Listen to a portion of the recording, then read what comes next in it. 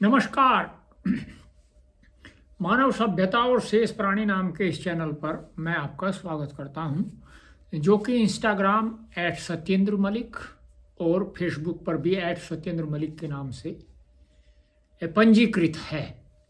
तो आप वहां जाकर के भी इसको जो है फेसबुक पर और इंस्टाग्राम पर फॉलो कर सकते हैं। @सत्येंद्र मलिक पर आएगा तो वहाँ एक फ़ोटो आएगा नाथुराम गोडसे का, तो आप वहाँ जा कर के उसको फॉलो कर सकते हैं और अच्छे अच्छे विचार आप वहाँ देख सकते हैं। तो जैसा कि मैंने आपको पिछली वीडियो में बताया था कि जो चित्त की कुछ भूमियाँ होती हैं, 5 भूमि बताई थी, कुछ क्या 5 ही होती हैं, तो कौन सी भूमि में क्या होता है ये भी मैंने आपको बताया था। आज जो है ये जी चित्त की 5 भूमियाँ होती हैं, इसी से संदर्भित कुछ जो है विषय है, उसका मैं आपके समक्ष जो है अध्ययन करूँगा, या ये कह सकते हैं कि उसी का जो है आपके समक्ष मैं पाठ करूँगा।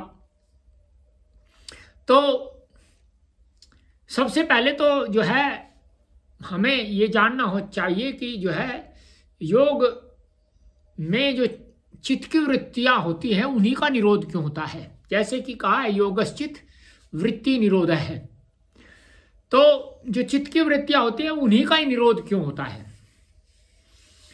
ऐसा क्यों नहीं कहा कि सर्वचित्त वृत्ति निरोध है। तो जो उसी से संदर्भित बात है कि इसलिए नहीं कहा कि जो संप्रजात योग में मनुष्य को समाधि होती है वो अर्थहीन हो जाती। तो संप्रजात योग भी जो है उसमें भी समाधि होती है, और उसमें क्या क्या होता है और आगे बताते हैं।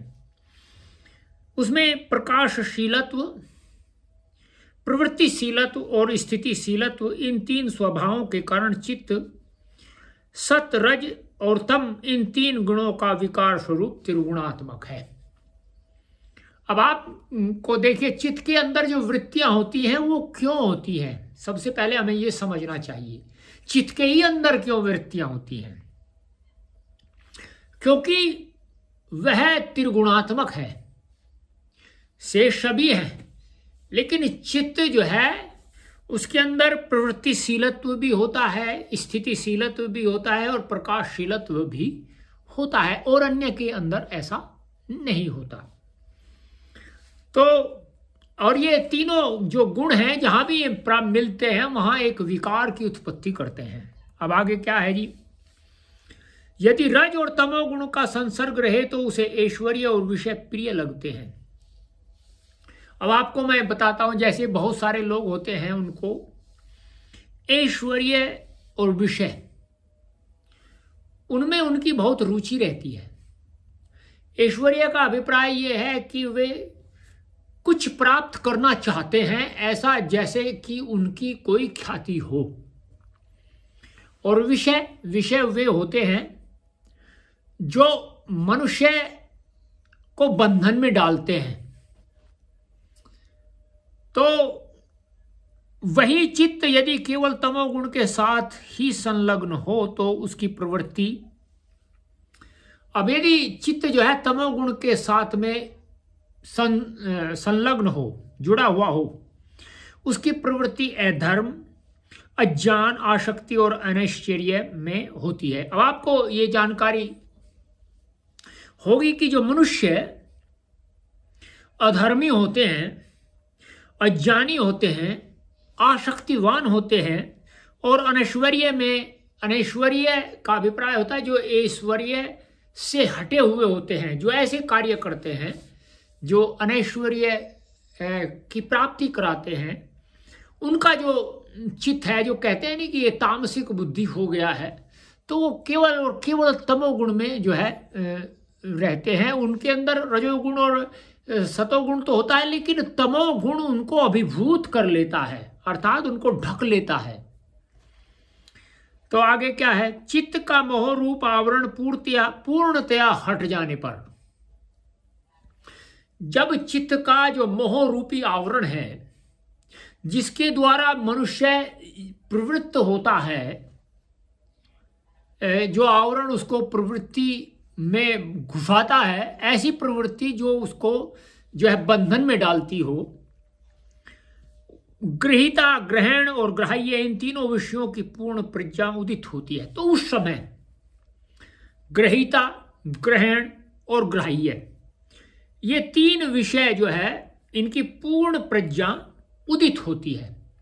अर्थात जो ग्रहीता, ग्रहण और ग्राह्य होगा, उस समय मनुष्य वो जानकारी प्राप्त करना प्रारंभ कर देता है जब उसकी पूर्ण प्रज्ञा उदित होती है। और इस अवस्था में रजोगुण द्वारा कुछ अभिभूत होने पर चित्त में धर्म,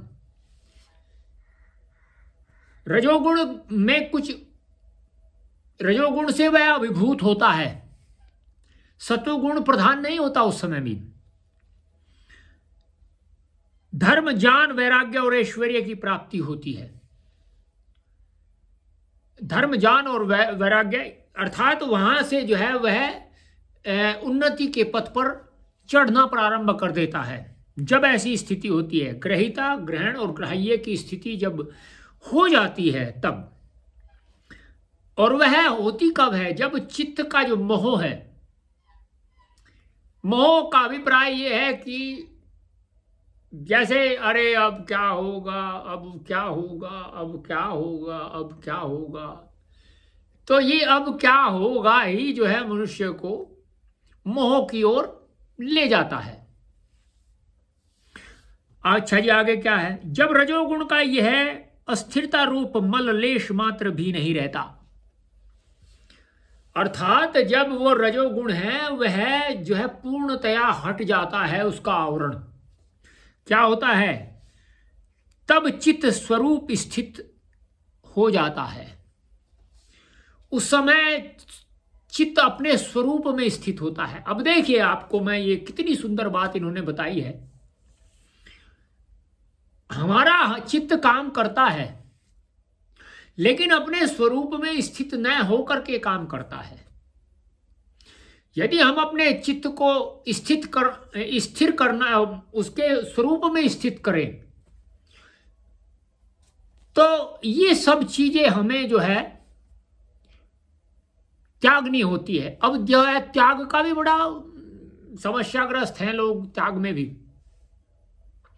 त्याग का अभिप्राय वो समझते हैं कि सब कुछ छोड़ दो बस त्याग दिया। नहीं जी, सब कुछ छोड़ना नहीं। जैसे कि मैंने आपको पहले बताया था एक मंत्र, ईशावास्यामिदं सर्वं यत्किंचा जगत्याम जगत्येन त्यक्तेन भुंजिता मा गृधय कश्य स्विद धनम। त्याग पूर्वक भोग ही त्याग है। तो ये जो है आपको मैंने बताया। आप ये वीडियो आपको कैसा लगा तो आप जो है चैनल को सब्सक्राइब करिए, लाइक करिए, शेयर करिए और कमेंट करिए। आगे इसी प्रकार की वीडियो आपको प्राप्त होती रहेंगी। आज इतना ही, शेष कल। नमस्ते।